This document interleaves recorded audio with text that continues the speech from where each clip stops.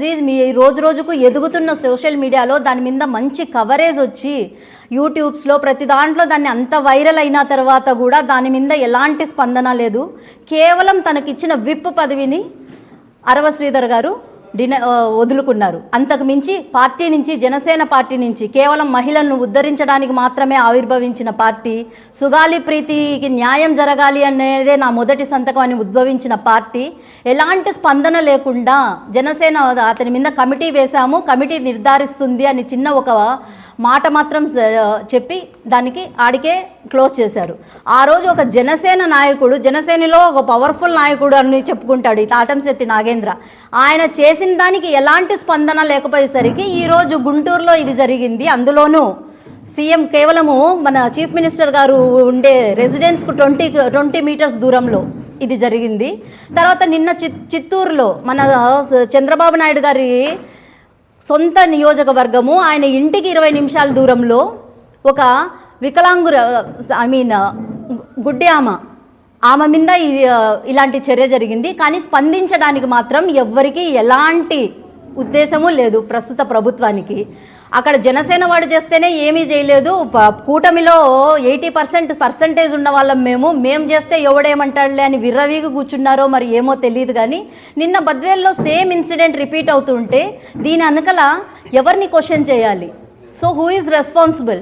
Home మినిస్టర్నా, లేకపోతే వాళ్ళ అనుమతితోనే మేము ముందుకు కదులుతామన్న డిపార్ట్మెంట్ను క్వశ్చన్ చేయాలన్నా?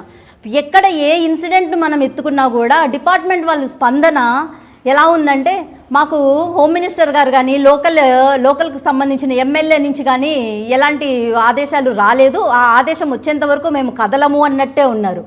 మరి రోజు రోజుకు ఇలా పెరిగిపోతుంటే అదే ఫస్ట్ రోజే దేవన్నే జనసేన వాళ్ళు నడి రోడ్డు మీద ఒక ఎస్సీ మహిళ, అంటే ఎస్సీ యాక్ట్లు ఏమైనట్టు మిగతా యాక్ట్లన్నీ ఏమైనట్టు ఒక ఎస్సీ మహిళను కొట్టిన రోజే కూటమి ప్రభుత్వం కనుక స్పందించుంటే ఈరోజు ఇంకొకడికి ధైర్యం చెల్లుతుందా దాన్ని రిపీట్ చేయడానికి? అంటే ఒక పెద్దగా, ఒక ఇంటి పెద్దగా నువ్వు నీ బిడ్డను మందలించలేకపోయినావు కాబట్టి ఇంకొక బిడ్డ దాన్ని అదేదో గొప్ప విషయం అన్నట్టు దాన్ని కంటిన్యూ చేస్తున్నారు. సో ఆ రోజే కనుక కోడూరులో దాని మీద బలంగా ఎవరన్నా నిలబడి దానికి అగెయిన్స్ట్గా ఏదైనా యాక్షన్ తీసుకుంటే ఈ హిస్టరీలు అనేవి రిపీట్ కాకుండా ఉంటాయి. ఇప్పుడు జగన్మోహన్ రెడ్డి గారు చేసిన దాంట్లో కేవలం 0.5% కూడా చేయలేని ఈ కూటమి ప్రభుత్వము జగన్మోహన్ రెడ్డిని నిందించే రైట్స్ లేవు, జగన్మోహన్ రెడ్డి గారి మీద కానీ అతిగా మాట్లాడే రైట్స్ కూడా ఎవరికీ లేవు. ఒక దిశ యాప్ని తీసుకొని మా అందరి భద్రతను 24 గంటలు సర్వేలెన్స్లో పెట్టిన జగన్మోహన్ రెడ్డి కాలి గోటికి కూడా సరిపోని వాళ్ళు ఈరోజు కేవలం చిన్న చిన్న తప్పిదాలను కూడా సరిదిద్దుకోలేని వాళ్ళు అతిగా ఊగిపోతూ మాట్లాడుతున్నారు తప్ప దేనికి పనికిరాని, ఉపయోగం లేని రాజకీయం చేస్తున్నారు.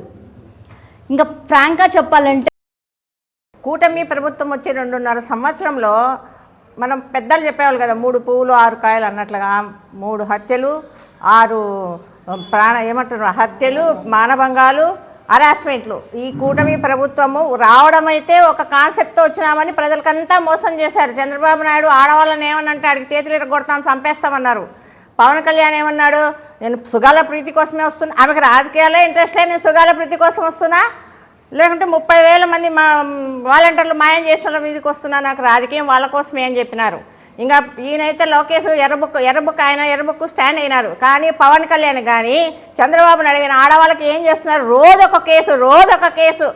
అసలు ఒక ఎమ్మెల్యే స్థాయి నుంచి కార్యకర్త వరకు మహిళలకు రక్షణే లేదు. వాళ్ళు ఆడవాళ్ళ మీద చేయని అరాచకాలు ఎక్కడికి అసలు ఏంది ప్రభుత్వము? మహిళలు 50% ఉన్న మహిళలు రేపు పొద్దున ఎదురు తిరిగితే వాళ్ళ గతి ఏమనేది ఆలోచన లేదా? మహిళలకు అంతా ఇదే. నిన్నైతే గుంటూరులో ఆమె బోర్ వేసుకుంటుంది, ఆమె ఇంటి ముందర బోర్ వేసుకుంటుంది. ఆయన ఎవరో సెక్రటరీ తెలుగుదేశం ఆయనంట, మల్లెల మూర్తిని ఎవరో ఆయన వచ్చి, నువ్వు బోర్ వేసుకుంటే నాకు 10,000 అంటే ఉన్న బోరే రిపేర్ చేసుకుంటే 10,000 ఇవ్వాలి. ఎందుకు ఇస్తారయ్యా? ఒకవేళ మీ ప్రభుత్వం అధికారంలో ఉంటే అరెస్ట్ చేస్తుంటే 10,000 ఎందుకు ఇస్తారు? ఈ మన దానికి వాళ్ళని అంతా దూషించిపోతే వాళ్ళు స్టేషన్ పోయి కంప్లైంట్ ఇచ్చినారు. స్టేషన్లో ఆమె ఎవరు అక్కడ మా గల్లా మాధవీన ఆమె మనుషులంట, ఆమె పేరు ఈయన తెలుగుదేశం అని చెప్పలో కేసు కూడా తీసుకోలేదు. సరే కేసు ఇచ్చినా కదా, మళ్ళీ రాత్రి 9 మంది ఇంటి ఫ్యామిలీ మెంబర్స్ అంతా వచ్చి వాళ్ళని కొట్టి కొట్టిపోయినారు. ఆ కొట్టడంలో ఇంకా ఎట్లా చెప్పాలో అర్థం కావడంలో ఆమె చీర కూడా ఊడిపోయి ఆమె అంత భయానికి పాస్ పోసుకొని ఇంత దరిద్రమైన రాజకీయము, ఇంత దరిద్రమైన ప్రభుత్వం ఎక్కడా ఉండదు. అసలు ఏంది వాళ్ళు మనుషులు అన్నమా ఏమన్నా ఇంకా ఏదన్నా వేరే తింటున్నారా? ప్రజలు ఇంత అరెస్ట్ చేస్తారు, నెక్స్ట్ ఎట్లా బతుకు మనగడ ఎట్లా బట్టకట్టాలనుకుంటున్నారు? ప్రజలు ఎక్కడ ధైర్యంగా ఉండాలనుకుంటున్నారు? సామాన్యులుగా ఉండకూడదు, ప్రతిపక్షం ఉండకూడదు. ఎంతసేపు తెలుగుదేశం వాళ్ళే ఉండాలా, వాళ్ళే సంపాదించుకుంటుండాలా, వాళ్ళే అరెస్ట్ చేస్తుండాలా. తెలుగుదేశంకి ఇది అసలు ఇంకా అనితమ్ముంది. ఆమె అయితే ఒక్క మేకప్ చేసుకున్నాం అన్నదానికే అరెస్టులు చేస్తున్నారు. మరి ఇంత అన్యాయం చేస్తున్నారు, వాళ్ళకి అరెస్టులు లేవా? పోలీసు వ్యవస్థ అసలు నిద్రపోతుందే. పోలీసులు ఏమనుకుంటున్నారు? ఎంతసేపు తెలుగుదేశమే ఉంటుందా ప్రభుత్వం, రేపు ప్రభుత్వం రాదా? అప్పుడు ప్రజలు ప్రశ్నించారా? ఇవన్నీ చూస్తూ వాళ్ళను క్షమించే ప్రసక్తి లేదు. ప్రజలు చాలా భయభ్రాంతుల్లో ఉన్నారు. వాళ్ళకు ధైర్యం రావాలంటే కఠినమైన శిక్షలు ఉండాలా. పోనీ ప్రభుత్వానికి తెలివి లేదనుకో, అంటే వాళ్ళ స్వార్థం కొద్దిగా సంపాదించుకోవాలో భయపెట్టాలనుకుంటారు. పోలీసు వ్యవస్థ అన్నా కొంచెం మారాలి. శిక్షలు, నేరాలకి తగిన శిక్షలు వేయాలా, ఇవన్నీ వేయాలా. ఇంకా రీసెంట్గా బద్వేల్లో ఎవరో ఇంటి గొడవకు తెలుగుదేశం వాళ్ళకి ఏం పని? వాళ్ళు కొట్టుకుంటారు. ఏదన్నా ఉంటే న్యాయం చేయాలా. ఇద్దరికి సమానం, పెద్ద మనిషి వినడు, ఇద్దరికి సమానంగా చెప్పాలా. ఒక వర్గాన్ని కొట్టి హింసించడం న్యాయం కాదు. ఈ తెలుగుదేశం ప్రభుత్వం చాంద్రాలు మనగడ ఉండదు. ఎందుకంటే 3 ఏళ్ళు భరించాలి కాబట్టి ఇంకా 2.5 సంవత్సరం. 1 సంవత్సరం అయితే మీకు అధికారులు లెక్క చేయరు, పోలీసు వాళ్ళు లెక్క చేయరు, ఏం చేయరు. మీరు నెక్స్ట్ వచ్చే ప్రసక్తే లేదు. ఎంతసేపు ఉన్నా జగన్ అన్న వీళ్ళనంతా ఆదుకుంటూ పోతాన్నాడు కాబట్టి ఇంకా ఆడుకున్నారు. ఇదంతా తెలుగుదేశం వాళ్ళకు ఎంత చెప్పినా అర్థం కాదు. ఎందుకంటే చాలాసార్లు మేము ఇట్లా ప్రెస్ మీట్ పెట్టినాము. మనమందరము జాగ్రత్తగా ఉండాలమ్మా. ఎప్పటికెప్పుడు ఒక్కరికి ఓ దగ్గరికి వస్తే వీళ్ళు అందరూ గుమ్మిగిరి మనమే తన్నే స్టేజ్కి రావాలని కోరుకుంటున్నాం. ఈరోజు రాష్ట్రంలో మహిళలకు జరుగుతున్న అన్యాయాలు, అక్రమాలు, అఘాయిత్యాలను చూస్తూ ఉంటే రాబోయే దినాల్లో మేము బ్రతకాలా వద్దా అని ఆలోచన చేస్తూ ఉన్నాం. అమ్మ, నేను గుంటూరులో జరిగిన విషయం అయితేనేమి, రీసెంట్గా బద్వేలో జరిగిన విషయం అయితేనేమి, అంతకు మునుపు జరిగిన చిన్నపిల్లల కానించి వృద్ధుల వరకు జరిగిన అన్యాయాలు, అఘాయిత్యాలు, వ్యభిచారాలు, హత్యలు, మానభంగాలు ఇవన్నీ చూస్తూ ఉంటే అసలు మీ రాష్ట్రం మీద మీరు పరిపాలన చేస్తున్నారా, లేకపోతే హత్యలు, మానభంగాలు చేయడానికే వచ్చిందే ఈ కూటమి ఒక ఆలోచన వస్తుంది. అదే జగన్మోహన్ రెడ్డి సీఎంగా ఉన్నప్పుడు దిశ యాప్ అనే చట్టం పెట్టి ఆ చట్టంలో ప్రతి మహిళకు న్యాయం జరుగుతూ ఉన్నది. మహిళలు ఏ టైంలో తిరగాలన్నా భయం లేకుండా, ఆలోచన లేకుండా సుభక్షంగా రోడ్ల మీద తిరిగి ఎక్కడి తిరిగినా ఇంటికి పోతూ ఉన్నారు. ఈ కూటమి గవర్నమెంట్ వచ్చిన తర్వాత మంచి మాట్లాడినా అరెస్ట్ చేస్తారు. మాకేదైనా ఒక పథకం రాలేదన్నా వాళ్ళ ఇళ్ళ మీద పోయి కొడతారు. మాకు చంద్రబాబు నాయుడు ఈ పథకం ఇస్తామని చెప్పినాడు, ఇవ్వలేదని అనుకున్నా ఆ కూటమి గవర్నమెంట్ ప్రజలు వచ్చి మా ఇళ్ళ మీదకి వచ్చి కొట్టే పరిస్థితులు అన్నీ అటు పోని. హోమ్ మినిస్టర్ అనిత గారు, మీరేం చేస్తున్నారమ్మా? మీరు మహిళనే కదా, పోనీ ఎస్సీ మహిళవే కదా మీరు. ఒక మహిళలకు అన్యాయం ఇంత జరుగుతూ ఉంటే, ఒక ఎస్సీ మహిళకు అన్యాయం జరుగుతుంటే ఒక ఎస్సీ హోమ్ మినిస్టర్గా ఉండి నువ్వేం చేస్తాడో నీకు అర్థం కావడంలే. మాకైతే అర్థమవుతుంది. నీ ముఖం మీద పౌడర్ పోయింది, నీ పౌడర్ పోకుండా నీవు కాపాడుకుంటే దానికి నువ్వు ఉండవు. నీ ముఖం మీద ఫేషియల్ చేయించుకొని నువ్వు ఫ్రెష్గా ఉండన్న మాటకు ఆ మనుషులను నువ్వెంత హింస పెట్టినావు, ఎన్ని కేసులు పెట్టినావు, ఎన్ని మాటలు మాట్లాడించినావు, ఎంత వగలమాడి మాటలు మాట్లాడినావో మాకు రాష్ట్ర ప్రజలందరూ చూసినారు. మరి ఇప్పుడు జరుగుతున్న అన్యాయాల గురించి నువ్వెందుకు మాట్లాడవమ్మా?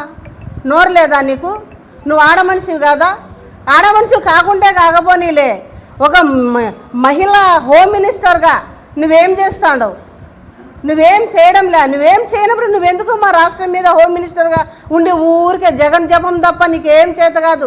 అమ్మ అనిత హోమ్ మినిస్టర్ గారు, నువ్వు జగన్ను తిట్టినే నువ్వు పదవులు తీసుకొచ్చుకుంటావు కాబట్టి నీ స్టామినా చూసి, నీ పనితనం చూసి, నీ గొప్పతనం చూసి, నీ వెనక ఉండే రౌడీజాన్ని చూసి చంద్రబాబు నాయుడు నీకు పదవి ఇయ్యలే, ఎమ్మెల్యే పదవి ఇయ్యలే, హోమ్ మినిస్టర్ పదవి ఇయ్యలే. ఓన్లీ నువ్వు జగన్మోహన్ రెడ్డిని తిట్టడానికి మాత్రమే నువ్వు పదవి తీసుకునే సంతోషమే. కానీ జగన్ జపం వదిలిపెట్టి రాష్ట్రం మీద, మహిళలకు జరుగుతున్న అన్యాయాల మీద కొంచెం నిద్రలే తల్లి, బంగారు తల్లి. నిద్రపోతాడవేమో, నువ్వు నిద్రపోతానే ఉన్నట్టుండవు. ఎందుకంటే ఏం అన్యాయం జరిగినా, ఏ మహిళకు అన్యాయం జరిగినా, ఏ చిన్నపిల్లలకు అన్యాయం జరిగినా నువ్వు నోరెత్తావు. నీవు మాత్రం మాట్లాడాలనుకుంటే జగన్ దాడు తిరిగినాడు, ఈడ తిరిగినాడు, అది పెట్టినాడు, ఇది పెట్టాడని నీ చెత్త మాటలు మాట్లాడుకుంటా నీ పొగడ్తలు చేసుకుంటాడు. పవన్ కళ్యాణ్ తొక్కి నారా తీస్తా అని చెప్తా ఉండవు. మరి 30,000 మంది వాలంటీర్లు పోయినాడు, వాళ్ళ కోసమే నేను రాజకీయంలోకి వస్తాను అన్నావు.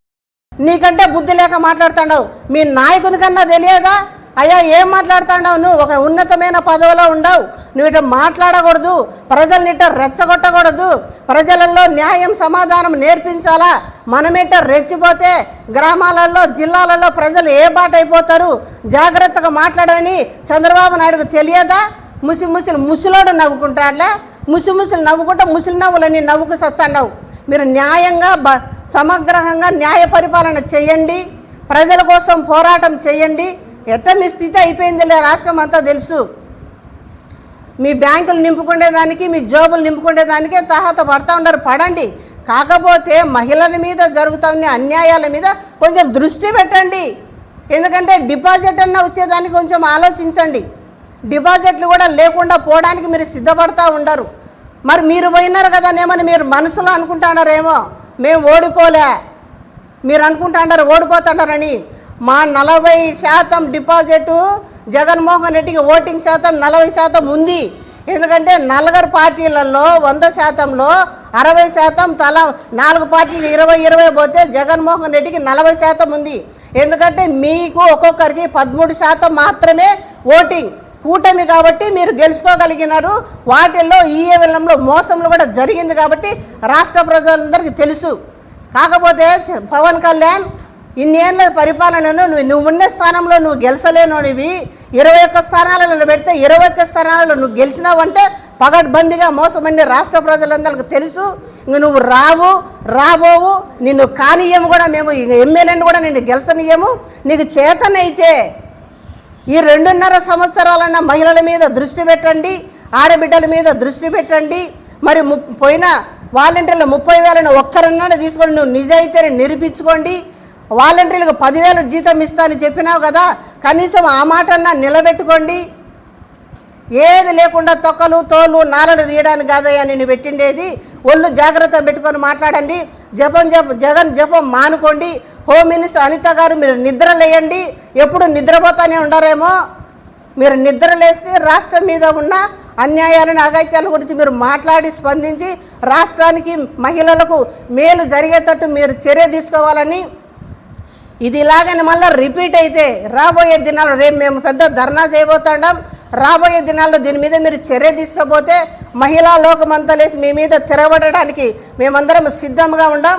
మీరు ఏం మాట్లాడాలనుకుంటారో, ఏమి చేయాలనుకుంటారో అది ఆలోచించి సమన్యాయంగా ప్రజలకు న్యాయం జరిగేటట్టు, మహిళలందరూ సురక్షంగా ఉండేటట్టు మీరు పనులు చేయండి. ఇదే మేము కోరుకుంటున్నాం. రేపు ధర్నాలో మీకు తగిన శాంతి చెప్తాం. రాబోయే ఎన్నికల్లో జగన్మోహన్ రెడ్డిని సీఎం చేసుకుంటాం. మీ కూటమి ప్రభుత్వాన్ని పవన్ కళ్యాణ్ నువ్వు అన్నావు కదా తొక్కి నార తీశానని, అదే తొక్కి నార మీ కూటమి ప్రభుత్వానికి తీయకుంటే చూడు మళ్ళా.